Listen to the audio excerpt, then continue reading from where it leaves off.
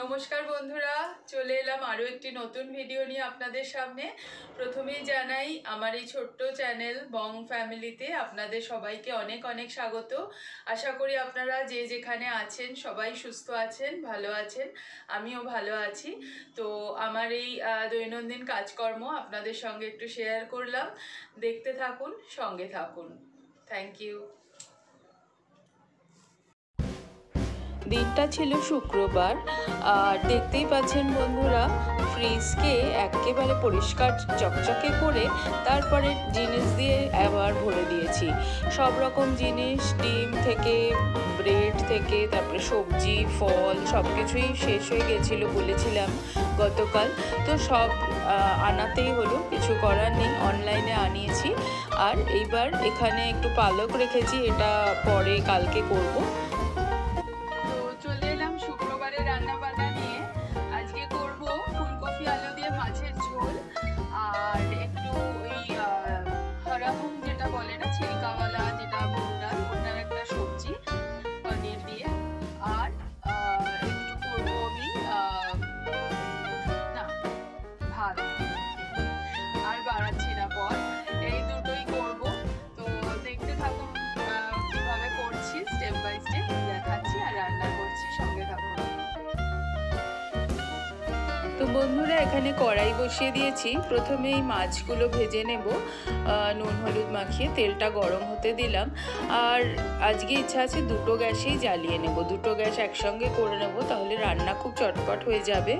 বাড়িতে খালি আপাতত আজকে আমি আর মেয়ে এখন আছি, আর হাজব্যান্ড রাত্রে আসবেন।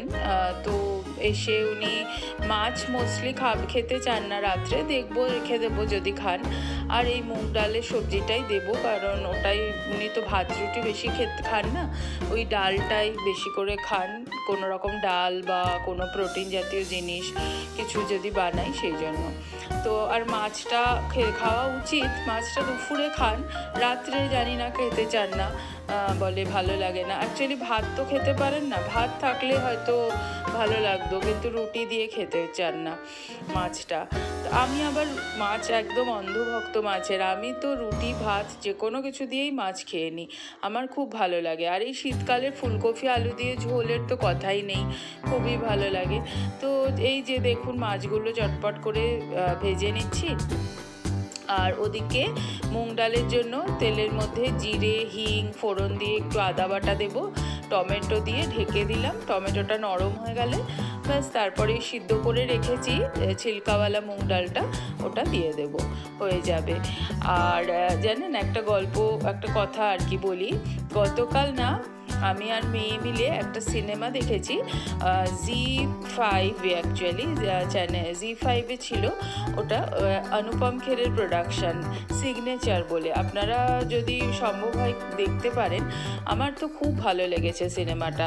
ওটা অ্যাকচুয়ালি ওল্ড এজে কী প্রবলেম হয় মানুষের, কি হতে পারে, অনেকটা প্র্যাকটিক্যাল কাম ইমোশনাল বইটা। মানে পুরো গল্প বলা তো এত ছোট ভিডিওতে সম্ভব না, কিন্তু আমি ওই একা যখন থাকি বা অনেক সময় না এই ওয়েব সিরিজগুলো, তারপরে সিনেমা বলতে আমার নর্মাল যেই বলিউড মুভি হয় ওগুলো ভালো লাগে না খুব একটা দেখতে, কিন্তু কিছু কিছু মুভি যেগুলো খুব অন্যরকম মনকে নাড়া দিয়ে যায়।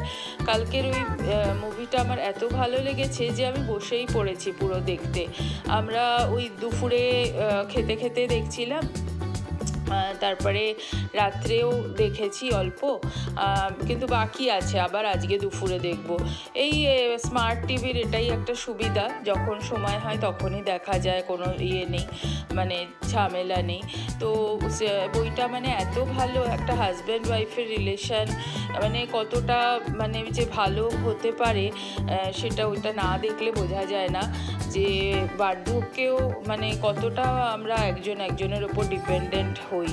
তো সেইটাই মানে আমি খুব আমার নিজের ভালো লেগেছে বইটা, আপনারা দেখতে পারেন, সিগনেচার বলে। হ্যাঁ, আমি জি5 চ্যানেলে দেখেছি। আর এছাড়াও আমি অনেক না ওই সাউথ ইন্ডিয়ান মুভিগুলো দেখি, যেগুলো ডাবিং, হিন্দিতে ডাবিং থাকে না, সেইগুলো, ওগুলোও আমার খুব পছন্দের। হ্যাঁ, সাউথ ইন্ডিয়ান মুভিগুলো এক একটা এত ভালো হয়, আপনারা দেখতে পারেন। ডিজনি হটস্টারে খুব থাকে, ডিজনি হটস্টারে দেখি, না হলে অ্যামাজন প্রাইমে দেখি, খুব ভালো হয়। আচ্ছা, এখানে দেখছেন এই সাদা সাদা পনিরগুলো ডালের মধ্যে দিচ্ছি। অ্যাকচুয়ালি না এগুলো আমার আগের আনা ছিল, তো আমি ভাবলাম কি ডালের মধ্যে দিয়ে দিই, তো ভালো লাগবে আর মানে মেয়েও খেয়ে নেবে, এই আর কি। আর হাজব্যান্ডেরও একটু যাবে ভেতরে। পনিরও উনি খেতে চান না খুব একটা, কিন্তু একটুখানি ওই ডালের ইয়েতে যদি খেয়ে নেন। আর এর মধ্যে দুটো গাজর পড়েছিল আগের দিনের, ওই গাজর দুটো এই মাছের ঝোলে মিশিয়ে দিচ্ছি, কারণ এগুলো না শক্ত হয়ে গেছে, মানে শুকিয়ে গেছে, তো একটু ভালো লাগবে না স্যালাডে খেতে, তো মাছের ঝোলের মধ্যে দিয়ে দিচ্ছি। এই ছেলে মেয়ে তো আমায় বকে, মা তুমি সব সবজি মিশিয়ে দাও, আমাদের খেতে হয়। কি করব বলুন, ওরা এমনি সবজি খেতে চায় না, এই কোনো একটা মুখরোচক জিনিসের মধ্যে মিশিয়ে দিলে খেয়ে নেয় আর কি। তো যাই হোক, এটি ঝোলটাকে বড় করেই করব, একটু বেশি করে জল দিয়ে দিলাম। ডালে না বন্ধুরা মনে হচ্ছে জলটা খুব বেশি পড়ে গেছে, কিরম কড়াইটা দেখে আমারই ভয় লাগছে, পুরো ভরে গেছে দেখুন। এদিকে ভাতও হয়ে এসছে, ব্যাস এই 3টে গ্যাসে বসিয়ে দিয়েছি, আজকে ঝপাঝপ রান্না শেষ হয়ে যাবে। আর তারপরে এই মাছের ঝোলটা ফুটে উঠলে মাছগুলো দিয়ে দেবো, দিলে এই যে দিয়ে দিচ্ছি আর কি, এখন দেখতেই পাচ্ছেন। ব্যাস আমার রান্না শেষ হয়ে যাবে, ভাত উবুর দিয়ে দেবো, ওদিকে ডালটাও হয়ে গেছে, আর তো কিছু সেরম করার নেই।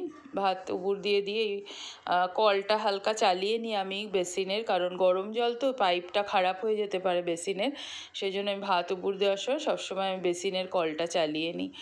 এই হয়ে গেল আমার রান্না মোটামুটি। এবার মাছের ঝোলটাও ফুটে গেছে, আর একটু তো আজকের ভিডিওটা এই পর্যন্তই বন্ধুরা, আর ভিডিওটা আর বড় করলাম না। আশা করি আপনাদের খুব ভালো লেগেছে আমার এই সাধারণ রান্নাবান্না, যেটা করি সারাদিন ওটাই শেয়ার করছি, কারণ বলেছি অন্যান্য কাজের জন্য তো মোটামুটি ভগবানের কৃপায় একটা কাজের মেয়ে পেয়েছি, মানে আছে করে।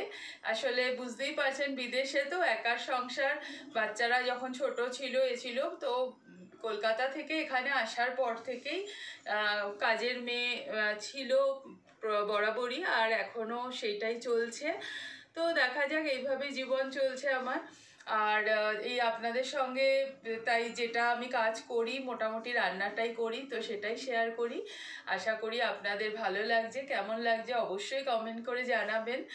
আর আমার এই ছোট্ট চ্যানেলটা প্লিজ একটু লাইক করে আমার পাশে থাকবেন।